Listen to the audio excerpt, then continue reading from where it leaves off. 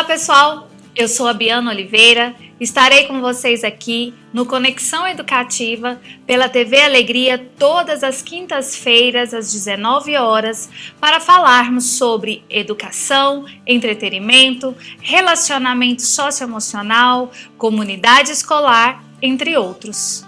Eu sou especialista em psicopedagogia, alfabetização e letramento. O Conexão Educativa é um espaço para falarmos sobre o universo da educação, discutir temas, acontecimentos, situações que nos levem à reflexão para sempre estarmos evoluindo. Como a educação é uma constante evolução. Para isso, receberemos especialistas, profissionais da educação, da saúde e até mesmo membros da comunidade escolar. Então, eu convido você a participar conosco, mandando sugestões, dúvidas ou até mesmo sugerindo temas para serem abordados aqui no programa, através do telefone que está na sua tela. E se você me vê pela primeira vez, não se esqueça de baixar o aplicativo TV Alegria na sua loja de aplicativos de qualquer dispositivo com internet. Hoje, iremos receber Fernando Albuquerque, que atua como pastor na Family Church, diretor financeiro no Grupo AVE, escritor e ainda sobrou um tempinho para vir ajudar as pessoas a enxergarem o seu potencial. Ele veio ao nosso programa para falarmos sobre metas e promessas para o início do ano, que todos nós costumamos a fazer e quase nunca cumprimos. Será que isso é tradição ou enrolação? Seja bem-vindo, Fernando. Obrigado, Biana. Obrigado você que nos assiste. Sejam bem-vindos ao programa e vamos bater um papo, que eu acho que esse papo vai ser legal. Então vamos lá. Bom, todos nós, de alguma forma, fazemos promessas, né? Sim. Para o próximo ano, então, tá chegando aí 2025. E sejam elas relacionadas à saúde, à educação ou à vida pessoal mesmo, né? Na sua visão, qual que é o papel dessas promessas em nossa vida? Espiritual ou emocional? Olha, é muito comum no começo de cada ano, inclusive tem a história, né? Eu não sei bem ela ao pé da letra, que esse lance de mudar o ano é justamente para trazer esperança, né? Trazer um ânimo para as pessoas, porque, nossa, virou o ano, 2024, vai para 2025, ano novo, vida nova. Mas a bem da verdade é um dia depois do outro, nada mais do que isso. E tem um ditado que fala que o grande dia, o dia da mentira, não é dia 1º de abril, é dia 1º de janeiro. Porque é onde as pessoas falam, esse ano vai. Esse ano muda. Esse ano eu perco peso. Esse ano eu fico rico, esse ano eu vou para academia, esse ano eu não sei o que lá. Só que na verdade é uma necessidade, é um desejo que todos nós temos de melhorar. Então, igual você falou na abertura, será que é uma traição? Será que é uma mentira? Será que é uma verdade? Então tem muita gente que, com a expectativa de ter um ano novo e de fazer acontecer aquilo que eu não fiz no ano passado todinho, 2024 está finalizando. Se eu paro para olhar, puxa, o que é que eu fiz? O que é que eu deixei de fazer? Não, mas o ano que vem vai ser diferente. E aí pode ser uma armadilha e pode ser uma traição. Então, essas maneiras da gente projetar esse futuro, tem risco da gente ter uma sobrecarga nessa expectativa? Elas vão ser reais e irreais? O que você me fala? É saudável? O que eu vejo, Biana? Toda meta, todo objetivo, ele é saudável. Só que, claro, tem ferramenta, tem técnica para isso. Se a gente pegar no ramo da gestão empresarial, tem uma técnica, uma ferramenta, uma metodologia que é muito antiga, chamada SMART, que vem do inglês, né? O SMART: específico, mensurável, alcançável, relevante e temporizável. Se eu começo a fazer muitas promessas para mim mesmo, e são promessas que não são alcançáveis, é ruim. Eu vou me prejudicar. Esse ano eu vou aumentar minha renda, vou abrir minha empresa, vou perder... Diz que não é bom perder peso, porque o peso, se você perder, você acha ele, né? Você acha, né? Você precisa eliminar. Esse ano eu vou eliminar não sei quantos quilos. Se você coloca muita meta, que você quer fazer em um ano, talvez o que você não fez na vida toda, vai gerar problema, vai gerar estresse, pode gerar muita ansiedade, decepção, depressão, frustrações e muitas outras coisas. Se eu começo a entender de objetivos, que é o SMART, igual eu falei, que as empresas usam, específico, mensurável, alcançável, relevante e temporizável, eu começo a estruturar as minhas metas, começo a estruturar os meus objetivos, sejam eles pequenos ou grandes. Para quê? Para eu não cair nessa armadilha da frustração. Porque se eu prometer muita coisa e eu percebo que eu não estou conseguindo fazer, isso vai me frustrar pra caramba. Isso vai me frustrar muito. Se tem uma coisa que a gente não está precisando hoje em dia, é mais metas, mais cobranças para gerar mais ansiedade. Porque a ansiedade ela já está aí sem a gente precisar fazer muita coisa. Verdade, né? Muitos começam o ano, né, com essas grandes promessas. E o tempo vai passando, vai passando, vai passando. Como você falou, né? Aí vai gerando aí frustrações. Na perspectiva cristã, né? Como que a gente pode cultivar essa disciplina, essa perseverança para cumprir essas promessas que nós fazemos, mas não apenas em relação ao ano novo, né? Mas nas nossas vidas mesmos, ali no dia a dia.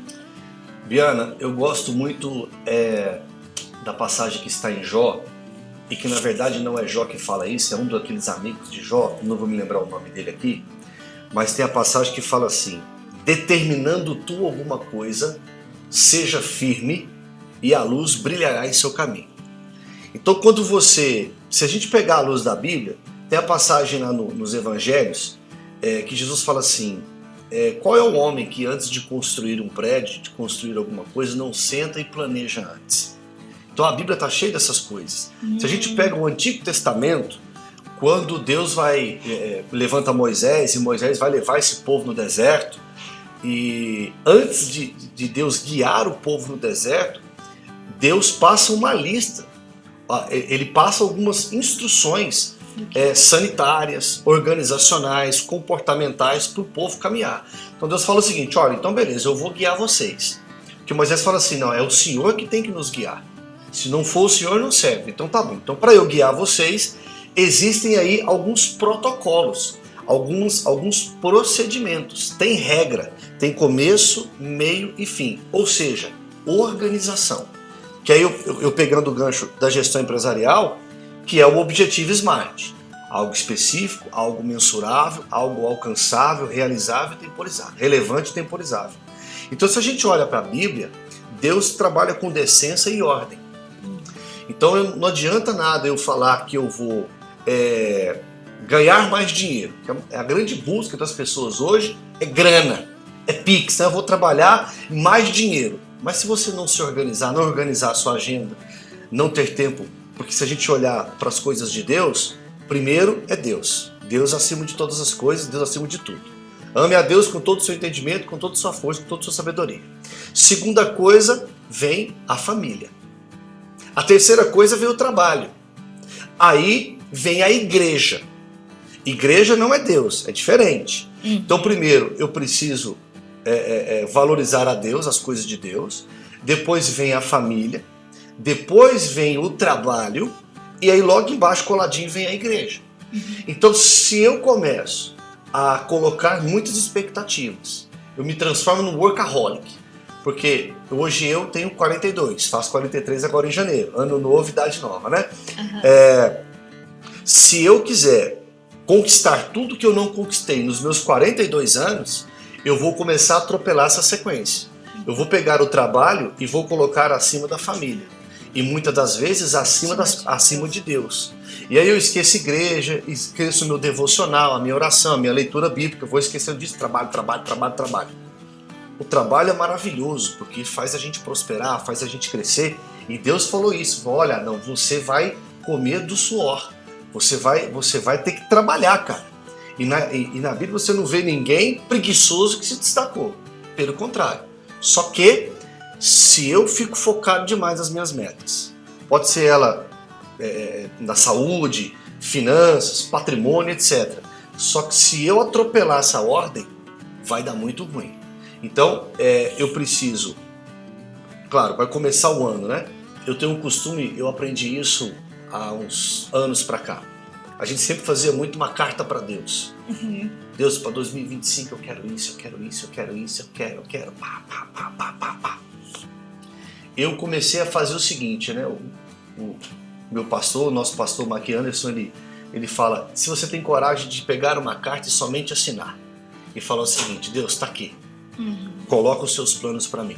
Então, eu não posso me esquecer que Deus está em primeiro lugar e a família vem em segundo.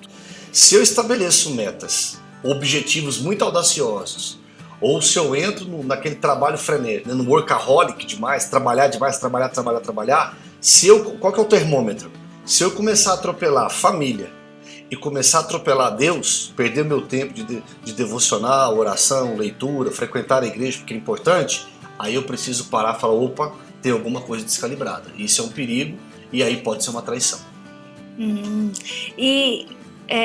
Você tá falando aí desse planejamento, e então como que eu posso pensar, né, e refletir de maneira assim, sincera mesmo sobre aquilo que realmente eu possa alcançar no ano seguinte, alinhar essa meta para que eu não desalinhe nessa sequência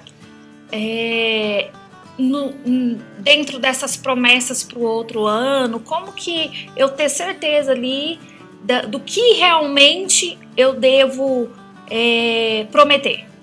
Bom, o que eu costumo falar é o seguinte, a Bíblia fala que os sinais seguirão os que creem.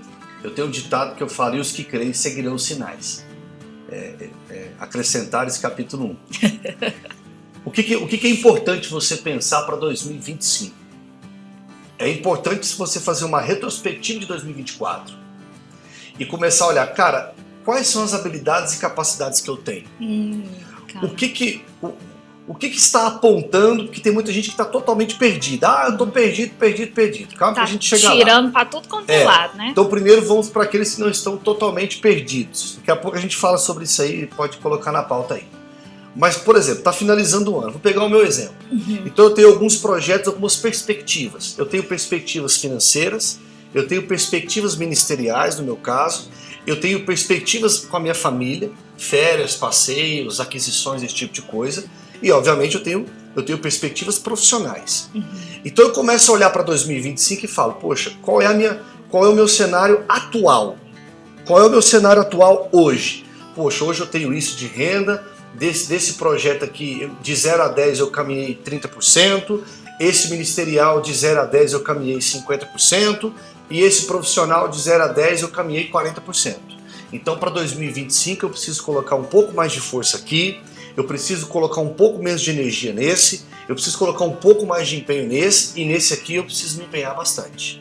Então, baseado no que eu fiz em 2024, erros e acertos, porque o erro acontece, gente.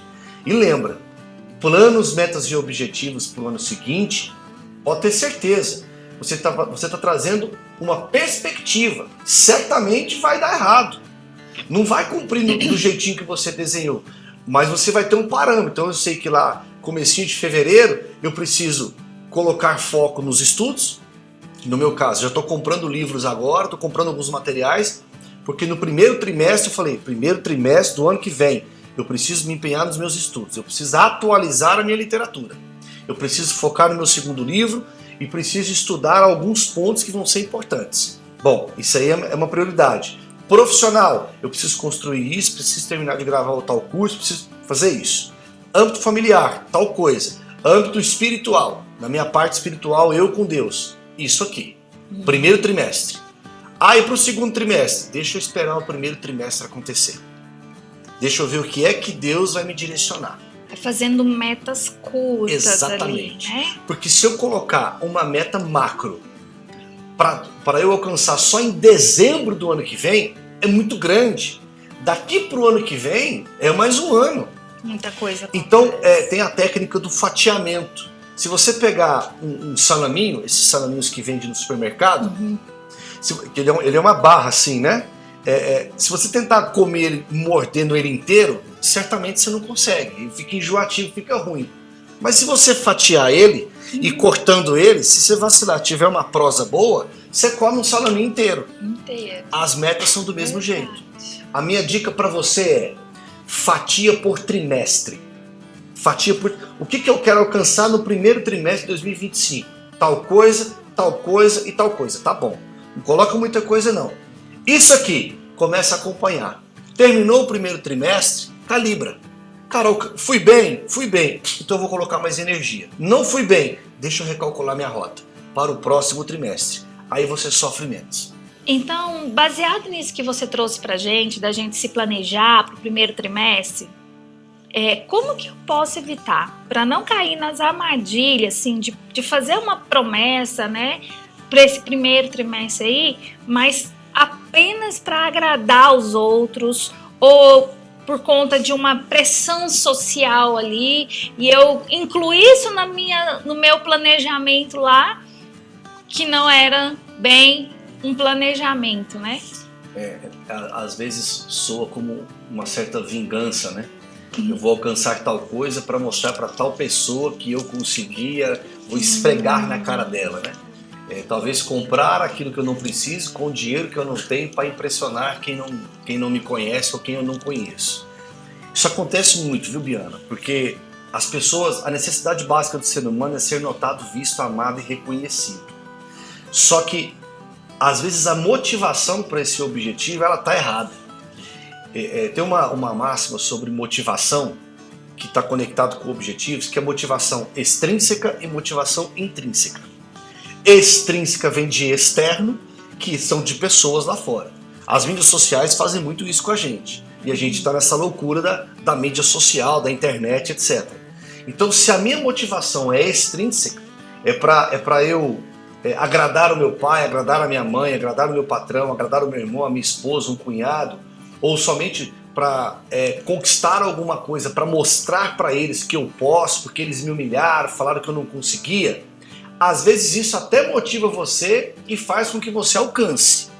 Só que isso no médio e longo prazo vai te gerar um problema emocional, porque você fez com o intuito de provar para os outros alguma coisa, mas aquilo vai deixar um vazio, porque não é intrínseco. Intrínseco é aquilo que te motiva, que traz propósito. Todo objetivo, para ele ser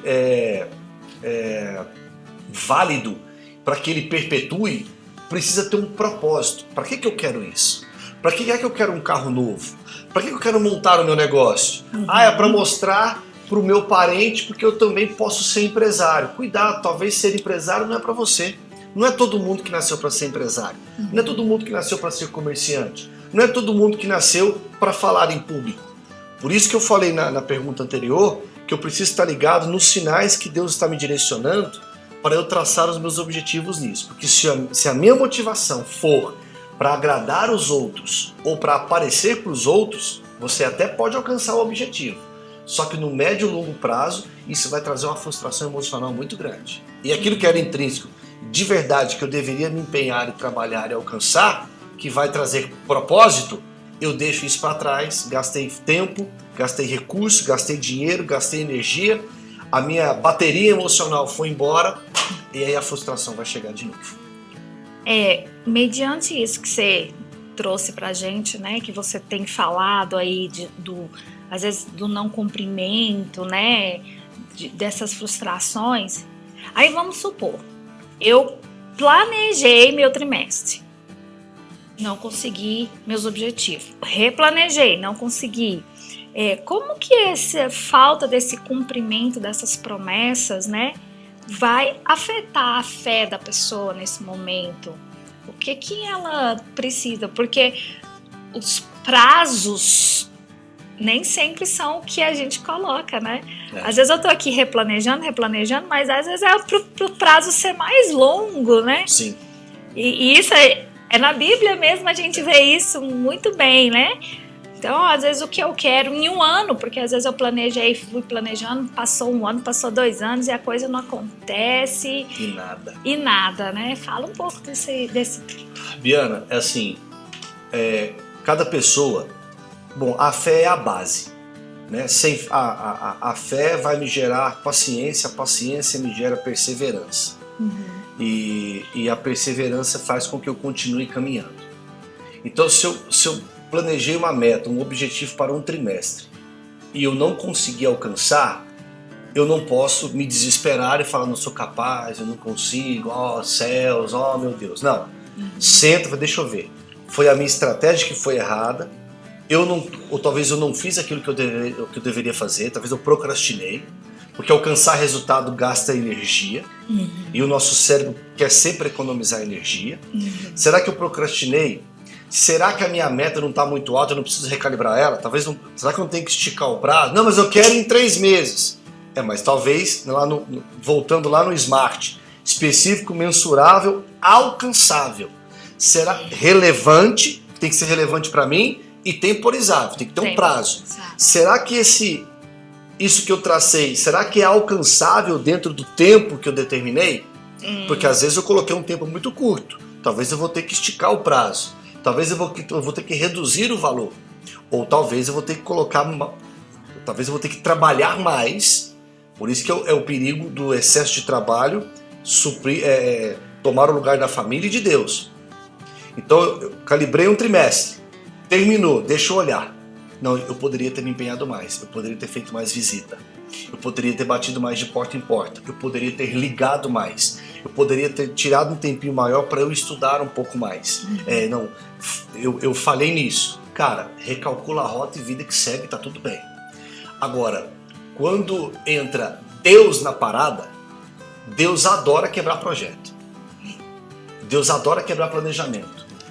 Porque se você está planejando e as coisas não estão dando certo, e se você está firme na fé, você vai começar a perceber que tem uma conspiração divina com você. Isso aconteceu comigo há uns 2 anos atrás. Você me acompanhou meio nesse período e tal. Então eu percebi que toda a investida que eu vinha não estava dando certo. Eu recalculei meta, recalculei rota, me empenhei, trabalhei mais, coloquei mais energia e não deu certo. Só que como eu estava numa caminhada com Deus, como? Igreja, lendo Bíblia, oração, fazendo aquilo que a Bíblia pede para a gente fazer, foge do mal, seja humilde, não seja ganancioso, não minta, não roube, aquelas coisas básicas. Eu percebi. Falei, Deus, o Senhor está me levando para alguma coisa. Então foi aonde eu reduzi os meus planos, intensifiquei a minha fé e falei, Senhor, me mostra para onde eu tenho que ir. Aponta o caminho para eu não gastar energia aonde eu não devo. Aí a nossa espiritualidade aumenta, porque eu comecei a orar mais, a ler mais Bíblia e ficar mais conectado com Deus, participando mais da igreja, ficando mais atento. E aí você vai vendo, é uma coisa meio difícil de explicar, talvez você que está nos assistindo, eu não sei qual é a sua fé, enfim, qual é a sua espiritualidade, mas espiritualidade todos nós temos. E quando eu estou sensível a isso, eu sei, é nesse caminho. Então deixa eu colocar energia e trabalho nisso que Deus está me apontando, para que as coisas comecem a acontecer. Comigo deu certo. E comigo também. Amém. Então vamos lá. E como que eu faço então para transformar essas promessas, né? Que estão assim mais vagas ali, né? E na prática, colocando elas mais sustentáveis ali. Olha, então, por exemplo, tudo aquilo é ação, né? A Bíblia está cheio de momentos e situações em que Deus joga essa responsabilidade para as pessoas. Levanta e anda. Tome a sua cruz, me siga Jesus, pega a sua cama e vai. Olha, o Elias levanta, come, dorme, levanta. A caminhada é longa. Você nunca vai ver Deus fazendo aquilo que compete a gente fazer. Então, quando eu entendi, defini o meu objetivo, alinhei com a minha espiritualidade, estou vendo que Deus está me direcionando para aquele caminho. Aí vem o plano de ação. Quando a gente fala do âmbito profissional, que é gerar receita, para quem é autônomo, empresário, etc., mas para quem é CLT, que você tem ali um salário fixo, você tem os seus afazeres. Então é começar a executar aquilo que vai te levar para o objetivo, do trimestre, fatiei o meu salaminho. Então eu preciso, bom, se eu sou um vendedor, aí eu preciso entender de funil de vendas. Aí já vai uma pergunta para você que está nos assistindo. Quantos livros, Fernando, mas eu estou te assistindo, mas eu sou funcionário público, eu sou uma dona, eu faço faxina, eu passo roupa, eu lavo roupa, eu trabalho em coisas que não tem venda, que não tem ganho por comissionamento. Deixa eu te falar, todo mundo é vendedor, todo mundo vende. Você está vendendo o seu tempo. Se você vender o seu tempo bem, você vai receber mais pelo seu tempo. Se você vende e tem comissionamento, então nem se fala. Pergunta: quantos livros você leu em 2024 que fala sobre vendas, sobre inteligência emocional, sobre inteligência comportamental? Talvez você não leu 1, talvez você não leu 5. Aí como é que você quer definir bem objetivos? Como é que você quer executar ações que vão tirar resultado? Você tem que estudar, meu irmão. Minha irmã, você tem que estudar. Então, sempre quando a gente fala de vendas, nós estamos falando de funil de vendas. Eu falo com o maior número de pessoas possíveis, para que um percentual desse pessoal tenha interesse naquilo que eu estou vendendo, que eu estou falando, e um percentual menor ainda compre de mim. Então eu preciso partir para a execução. Tem um livrinho chamado A Única Coisa. Você já leu ele? Esse livro ele é frustrante e ele é muito provocador, porque o nome do livro é esse mesmo, A Única Coisa. E o autor, saiu uma versão dele nova agora, ele está um pouquinho mais grosso. A versão anterior ele é mais fininho, rapidinho você lê. O autor fala o seguinte: se você pudesse parar de fazer tudo, mas fizesse apenas uma única coisa, que se você tivesse certeza que essa única coisa iria te levar para o resultado que você quer alcançar, que coisa seria essa? E o livro te provoca isso, e ele te prova, esse é o pior. Encontre essa única coisa, o livro é bem radical, não necessariamente vai focar em uma coisa só. Mas encontre essa única coisa e execute isso. É visita? É ligação? É estudar? É se conectar com pessoas que sabem mais do que você?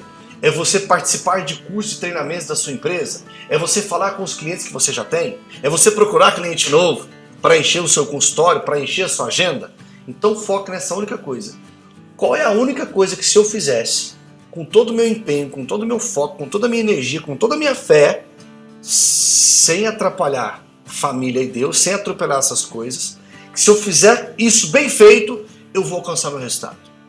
Por exemplo, Uber ou motoristas de aplicativo. Meu irmão, não é você dirigir por dirigir, tem que ter estratégia. Aonde são regiões que eu posso focar a minha rota, porque o aplicativo te dá isso, que eu vou aumentar o meu ticket médio, eu vou aumentar o valor das minhas corridas. Pô, então eu vou ficar na região de bairros nobres, vou ficar nessa região perto do aeroporto, etc e tal.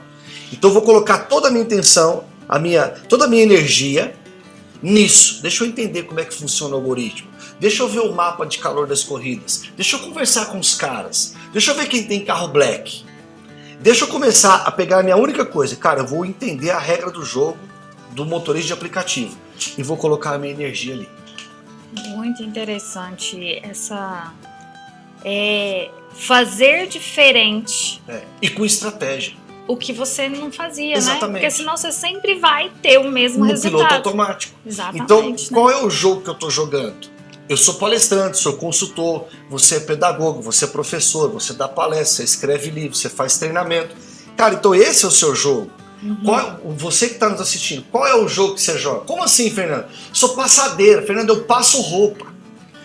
Foi uma mulher passar roupa lá em casa. Ela chegou com a extensão dela, com a comidinha dela, com o cantil de água dela, com o ferro dela, ferro top, ferro de R$600, ferro top. E tudo bonitinho. Por quê? Ela falou assim: eu tô cansado de ir nos lugares onde o ferro é horroroso, o meu serviço não rende. Falei, olha que sacada! E ela cobra um valor mais caro, e nós entendemos por quê. E ela faz bem menos tempo do que uma passadeira que vai no piloto. Ela entendeu o jogo dela. Ela entendeu a regra do jogo, falou assim: opa, deixa eu colocar energia nisso aqui, deixa eu entender como é que eu melhoro isso, como é que eu otimizo o meu tempo. E ela tá colocando dinheiro no bolso. Verdade, né? É mudança, né? Atitude. Quantas passadeiras você que está assistindo e você, Biana, já viu uma que chega lá com o ferro dela? Eu nunca vi. Não vê. Verdade, né? E vamos pensar agora em culpa. Culpa. Quase ninguém tem. Né? E aí eu faço minha promessa pro próximo ano, tal. E essa época, né? A época que essa culpa aumenta, né? Porque Aumenta. aí você olha pra trás e fala assim, Não fiz nada. eu não fiz nada. Mudou o número aqui de 4 para 5. Então, quando a gente fala em cumprir nossas promessas, né? Como que eu lido com essa culpa aqui? Como que eu vou trabalhar com isso? É a famosa lei da autorresponsabilidade. Davi, quando acontece aquele fato dele com Batseba, que ele manda o esposo dela para a linha de frente, o esposo dela morre, ele fica com ela, todo mundo, a gente sabe, a gente que lê um pouquinho mais de Bíblia, a gente sabe da história. Você que não conhece, depois você lê lá. Ele arquiteta o assassinato do esposo dessa mulher para ficar com ela, porque ele deitou com ela e fez um filho nela. Quando ele faz isso e o esposo dessa mulher morre, isso está na Bíblia escrito lá, Deus não tampa isso.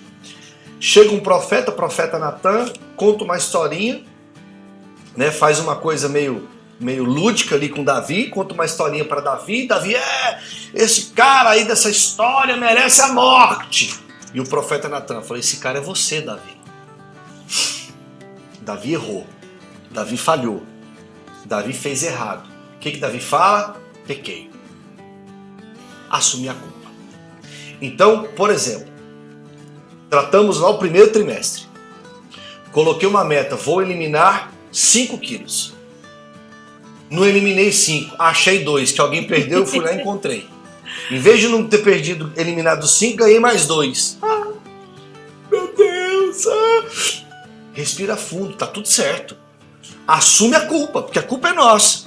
Cara, se eu não fechei a boca, se eu não comi menos doce, se eu não fiz exercício, embora dizem que perder peso não é o exercício, né? É o que? É a boca nervosa. Então, se eu não cuidei da minha alimentação, cara, não tem mágica. Então, beleza. Não fiz bem esse trimestre, então agora eu vou me empenhar no próximo. Porque a culpa sempre vai ter. Só que a culpa, fala assim, cara, eu fui... Aí a gente pode trocar a palavra culpa por responsável. Eu fui responsável por esse resultado. Esse resultado não era o que eu gostaria. Então o que eu tenho que fazer? Eu tenho mais um trimestre. Então eu vou usar o VC, que é a vergonha na cara, e vou começar a regular a minha boca nervosa. Então troque a palavra culpa por autorresponsabilidade. Respondido, entendido. Agora vamos falar um pouco sobre valores e tradições de Ano Novo, né? Então, muitas pessoas seguem tradições no final do ano, né? Como comer lentilhas para atrair prosperidade, usar roupa branca para trazer paz, né? Os amuletos. Na sua opinião, qual que é dessas tradições, qual que é o papel dessas tradições, principalmente nessa época que a gente, né, tá nos planejando, né? Se eu comer a lentilha, eu vou ser mais próximo, aí eu preciso trabalhar menos, né? Será que funcionou para alguém isso? Ai. Como a própria palavra fala, é uma tradição, né? Isso é lenda, isso é costume, isso é história que foi contada, né? É óbvio que não funciona, porque as pessoas precisam de alguma coisa, de algum amuleto, de algo palpável. Por isso que fizeram um bezerro de ouro no deserto, para ver se aquilo vai ser o pó do pirlim-pim-pim. Por quê? Porque a autorresponsabilidade dói. Então é melhor eu comer uma lentilha, colocar umas romã na carteira, dar um pulinho, pegar uma nota de dólar e colocar ali. Eu tenho um ritual, se eu posso dizer assim, uma tradição que é do dia 31 para o dia 1º eu passo na igreja. Porque eu vou prestar ali os meus primeiros minutos do ano que está vindo na casa de Deus, orando com a minha família. dizendo: Senhor, os meus primeiros minutos desse ano, eu estou aqui na sua casa. Estou dizendo para ele: cuida desse ano para mim. Só que se eu ficar sentado em casa com o bracinho cruzado sem fazer nada, não vai acontecer nada. Não vai acontecer nada. Agora, Deus é reativo. Não é uma lentilha, não é uma ondinha do mar, não é uma romã, não é um dólar na carteira e sabe Deus mais um monte de coisa que acontece. Eu faço alguma coisa e Deus reage. Então tem muita gente que vai fazer: ficar de branco, eu não tô nem aí, eu vou de camisa preta, eu não tenho essa aí. Eu vou de roupa nova porque às vezes é legal. Mas isso é tudo superstição, isso é tudo tradição e história. O que muda é o que eu estou disposto a fazer para fazer um 2025 diferente. Isso aí é tudo, como diz o ditado, é a história da carochinha. Mas essas crenças, elas fazem também com que as pessoas, né, tenham uma fé, né? Faz, só que é uma fé passageira. É uma fé extrínseca. Porque o que acontece? Dia 31, festa, beleza, e pá, foguete, aí tem as bebidas, tem aquilo tudo, e tem a romã, e tem a lentilha, etc e tal. Dia 1º é feriado nacional, né? Mundial. Ninguém trabalha, beleza. Dia 2, e esse ano, dia 2, cai numa sexta, se não me engano.